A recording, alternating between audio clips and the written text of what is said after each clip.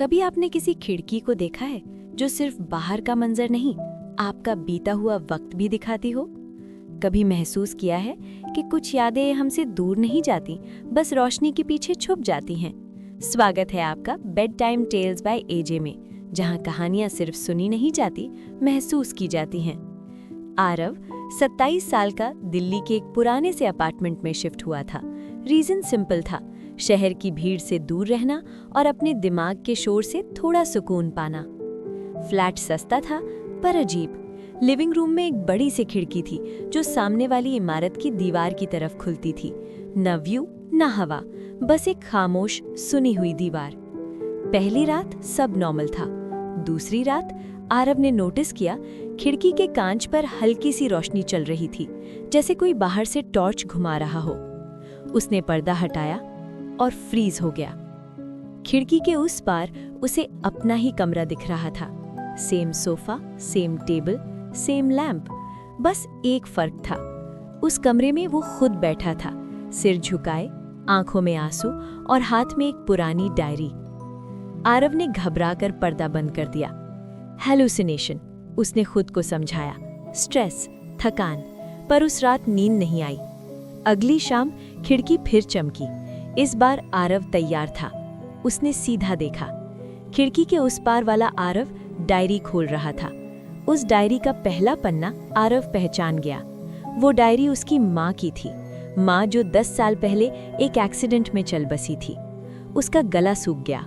उसने देखा दूसरा आरव डायरी के पन्ने पढ़ते जा रहा था और हर पन्ने के साथ कमरे का माहौल और अंधेरा होता जा रहा था।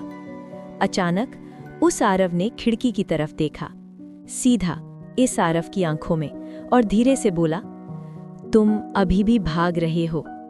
खिड़की जोर से बंद हो गई। उस रात आरव ने पहली बार डायरी ढूंढने का फैसला किया।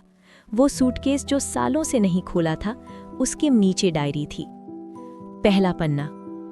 आरव, अगर तुम ये पढ़ रहे हो तो इसका मतलब तुम अब भी खुद से झूठ बोल रहे हो। आरव के हाथ कांप गए। डायरी में लिखा था, माँ का एक्सीडेंट नहीं था। वो रात आरव ड्राइविंग सीट पर था, फोन पर आर्ग्यू कर रहा था, और 1 सेकंड की लापरवाही माँ की जिंदगी ले गई। पर आरव ने अपने दिमाग से वो याद मिटा दी थी। उसने खुद को विक्टिम बना लिया था। डायरी का आखिरी पन्ना। सच से भागते रहे तो सच आपके पीछे चल कर आता है। खिड़की फिर रोशनी से भर गई। इस बार उस पार सिर्फ एक ही आरव था, जख्मी, टूटा हुआ, सच का बोझ उठाए। उसने हाथ बढ़ाया, जैसे कह रहा हो, बस मान लो।